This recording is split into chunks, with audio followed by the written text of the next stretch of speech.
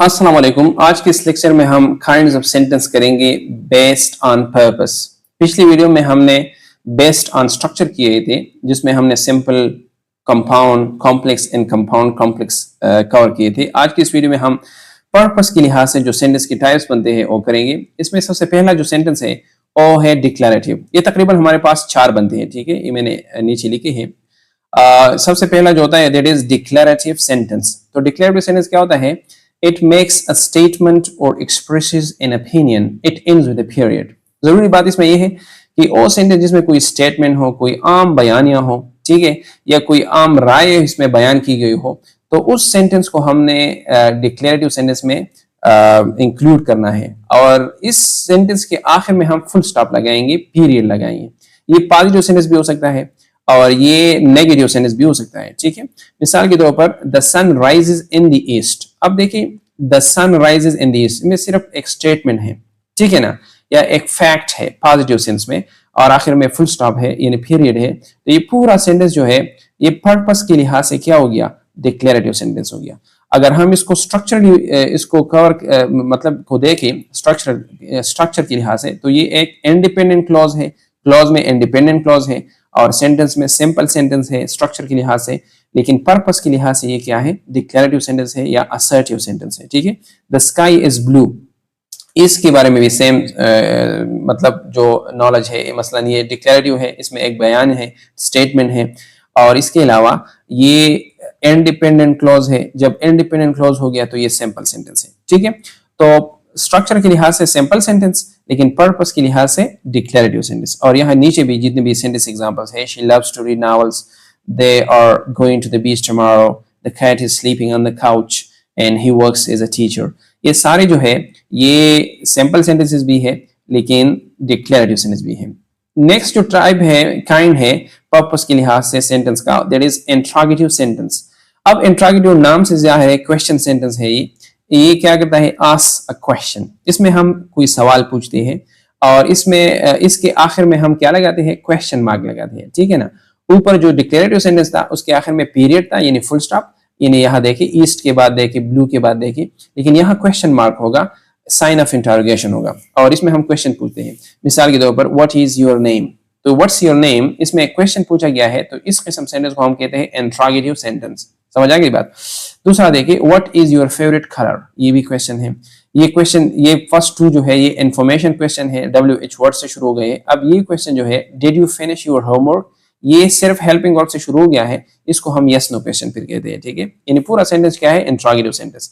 तो interrogative sentence वो sentence होता है जिसमें आप कुछ पूछते हैं, आसान है, ठीक है, और आखिर में आप क्वेश्चन मार्क लगाते हैं। नेक्स्ट सेंटेंस जो है टाइप पर्पस के लिहाज से, that is imperative sentence. Imperative sentence क्या होता है? ये वो सेंटेंस होता है जो कि बेस फॉर्म ऑफ वर्ब से आमतौर पर शुरू हो, और इसमें हम क्या करते हैं? Gives a command. इसमें हम कमांड देते हैं, हुक्म देते हैं, रिक्वेस्ट करते हैं, इंस्ट्रक्शन देते हैं। It can and with a period और एन एक्सक्लेमेशन मार्क। हाँ, इसके बाद हम पीरियड भी लगा सकते हैं, फुल स्टॉप, और एक्सक्लेमेशन मार्क भी लगा सकते हैं। एक्सक्लेमेशन मार्क हम उस वक्त लगाएंगे जब इसमें क्या हो, आपकी सडन फीलिंग्स हो, जो आमतौर पर जो लास्ट सेंटेंस है एक्सक्लेमेटरी सेंटेंस, इसमें हम लगाते हैं। अब देखिए सेंटेंस के एग्जांपल को, प्लीज क्लोज द डोर। अब देखिए प्लीज क्लोज द डोर, यहाँ रिक्वेस्ट है, ठीक है, कि आप क्या कर ले? दरवाजा बंद कर ले, तो ये इंपेरेटिव सेंटेंस हो गया। या turn off the lights before leaving. Turn off जो है बेस फॉर्म ऑफ वर्ब से शुरू हो गया है, ठीक है, और इसमें भी क्या है? ये कमांड भी हो सकता है कि टर्न ऑफ द लाइट्स। अगर आप बॉस है और आप किसी से गुस्से में कहते हैं कि मसलन उसने गलती की है, जब वो चला जाता है तो वो लाइट ऑफ नहीं करता, तो आप जोर देते हैं कि turn off the lights before leaving, ठीक है ना। तो एक्सक्लेमेशन मार्क अगर आप इसके बाद भी लगा रहे तो ठीक है। इंस्ट्रक्शन भी ठीक है, ठीक है, इसको आप इंस्ट्रक्शन में भी क्या करते हैं? कंक्लूड कर सकते हैं। एडवाइस में भी कंक्लूड कर सकते हैं, मिसाल के तौर पर स्टडी फॉर योर एग्जाम्स। तो ये सारे सेंटेंस जो है बेस फॉर्म ऑफ वर्ब से तकरीबन शुरू हो गए हैं, तो ये कौन से सेंटेंस हो गए? Imperative sentences. आखिरी सेंटेंस जो है जो बेस्ड ऑन पर्पस है, there is exclamatory sentence. Exclamatory sentence में क्या होता है? एक्सप्रेसेस स्ट्रांग इमोशन और excitement. It ends with an exclamation mark. अब देखिए इसी सेंटेंस में हम क्या करते हैं, जो आपकी जो इमोशंस होते हैं, एहसासात, फीलिंग्स होते हैं, सडन फीलिंग्स अक्सर इसमें हम कहते हैं, खुशी की भी हो सकते हैं, गम की भी हो सकते हैं, हैरानगी की भी हो सकते हैं, ठीक है। जब किसी सेंटेंस में आप अपनी फीलिंग्स को, सडन फीलिंग्स को डिस्क्राइब करते हैं, एक्सप्रेस करते हैं, तो उस सेंटेंस को हम कहते हैं एक्सक्लेमेटरी सेंटेंस। और इसके आखिर में मार्क अप एक्सक्लेमेशन या जिसको आप अलामत निदा कहते हैं, ये लगाते हैं। अगर ये ना लगा ले, ठीक है, इसमें दो राय है। अब देखें, मिसाल के तौर पर अगर इस फर्स्ट सेंटेंस को देखें, what a beautiful day, what a beautiful day, इस तरह आप कहेंगे, ठीक है। तो ये आखिर में आपने लगाया। कभी कभार इस तरह भी होता है, मिसाल के तौर पर इस सेंटेंस को देखें, वाओ, इसमें इंटरजेक्शन यूज हो गया है। अगर इंटरजेक्शन यूज हो गए हो एक्सक्लेमेटरी सेंटेंस में, तो दो चॉइसेस है आपके पास। या तो आप इस तरह कर लें कि इंटरजेक्शन के बाद खामा लगाए, जिस तरह यहां लगाया गया है, और आखिर में आप एक्सक्लेमेशन मार्क लगा लें, ठीक है ना। और अगर आप इस तरह नहीं करते तो दूसरी पॉसिबिलिटी इसमें यह है कि आप वाओ जो इंटरजेक्शन है ना, इसके बाद आप एक्सक्लेमेटरी मार्क लगाए। मिसाल के तौर पर मैं यहाँ कॉपी करता हूँ, आपको समझाता हूँ। देखें, यहाँ मैं लिखता हूँ, इस तरह भी पॉसिबल है। मिसाल के तौर पर वाओ के बाद मैं यहाँ क्या लिखता हूँ, यहाँ मैं लिखता हूँ एक्सक्लेमेशन मार्क। उसका सिंबल कहाँ चला गया, एक्सक्लेमेशन मार्क यहाँ है, ठीक है।